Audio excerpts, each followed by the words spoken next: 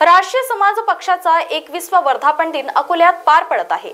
छत्रपती शिवाजी महाराजांच्या कोसळलेल्या पुतळ्याचं कोणीही राजकारण करू नये असं आवाहन महादेव जानकरांनी केलं आहे। तर आपण आपल्या 21 वर्षाच्या पक्षाच्या प्रवासात खुश असून नाराज नाही, आपण आमदार नाही तर खासदार होऊ असंही जानकर म्हणाले।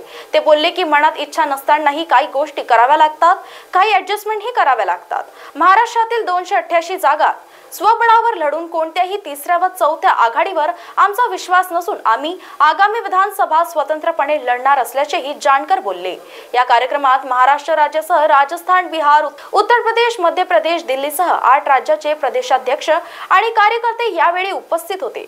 मात्र अकोल्यात आयोजित एकदिवसीय वर्धापन दिनानिमित्त त्यांनी कार्यकर्त्यांना पक्ष बांधणीकडे लक्ष देऊन आपले उमेदवार निवडून आणण्यासाठी जोरदार प्रयत्न करण्याचे आवाहन दिले। माझं म्हणणं आहे, छत्रपती शिवाजी राजांच्या जीवावर राजकारण करू नये। ठीक आहे, काही टेक्निकल मिस्टेक झाले असेल, बांधण्यात चूक झाली तर चूक झालेली आहे, परंतु त्यातले राजकारण करण्याच्या भानगडीत पडू नये या मताचा राष्ट्रीय समाज पक्ष, महायुती असेल किंवा महाविकास आघाडी असेल, कुणाच्याच उद्या आमचं जर सरकार आलं काय झालं तर आम्ही काय करणार? त्यामुळे दॅट इज द एक्सटेंडेड केस आहे। छत्रपती शिवाजी राजाबद्दल असं झालं नाही पाहिजे, पण इथून राज्य सरकारनं काळजी घेतली पाहिजे। कुणाचंही महापुरुषाचं पुत्र बरोबर बसवताना त्याचं वेल कन्स्ट्रक्टिव्ह काम झालं पाहिजे या मताचे नाही। म्हणजे कसं झालं की आपण चुकी म्हणजे पक्षाला मान्यता मिळण्यासाठी ज्या जागा लढायला पाहिजे त्या आमची प्रदेश कमिटी म्हणत होती आणि मी त्यावेळेस त्यांना म्हटलं एक जागा मिळते, विजय होत असेल तर आपण गेलं पाहिजे, या दृष्टीने माझी चुकी झाली म्हणून त्यांना म्हटलं।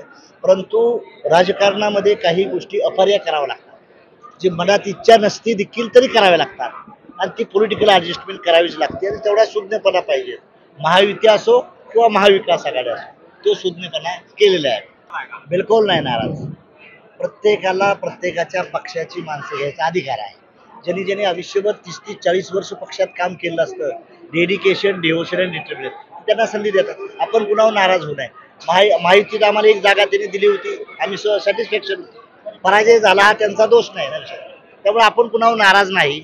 राष्ट्रीय समाज पक्षाचे आमदार निवडून येईन आणि मी दिल्लीला लोकसभेत जाईन किंवा राज्यसभेत जाईन, माझ्या ताकदीवर जाईन। महाराष्ट्र टीव्ही 24 साठी गुलाम मोहसिन, अकोला।